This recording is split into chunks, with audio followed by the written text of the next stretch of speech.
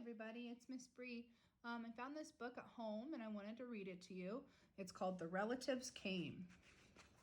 It was written by Cynthia Rylant and illustrated by Gammell.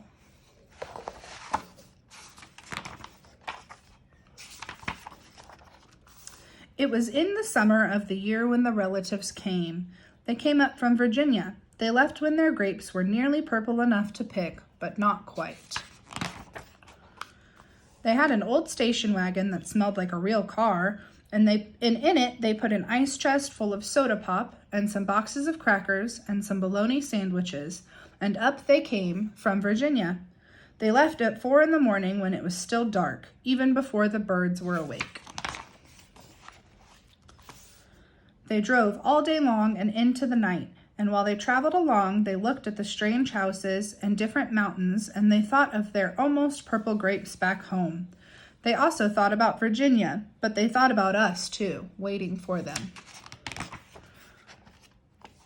So they drank up all their pop, and they ate up all their crackers, and they traveled up all those miles until finally they pulled into our yard. Then it was hugging time. Talk about hugging. Those relatives just passed us all around their car, pulling us against their wrinkled Virginia clothes, crying sometimes. They hugged us for hours.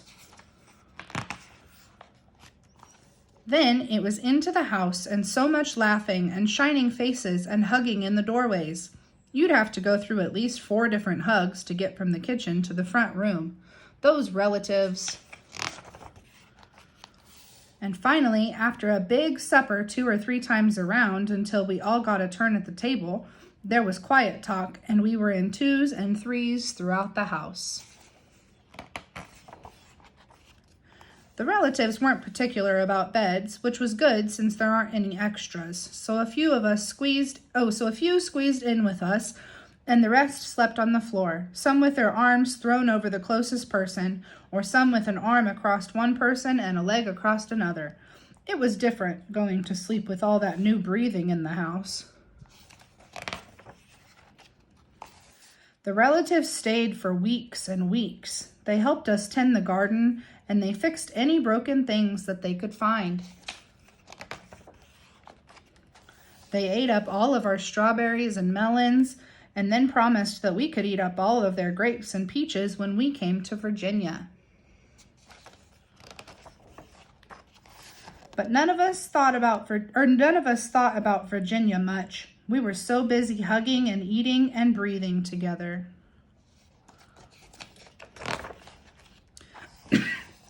Finally, after a long time, the relatives loaded up their ice chest and headed back to Virginia at 4 a.m.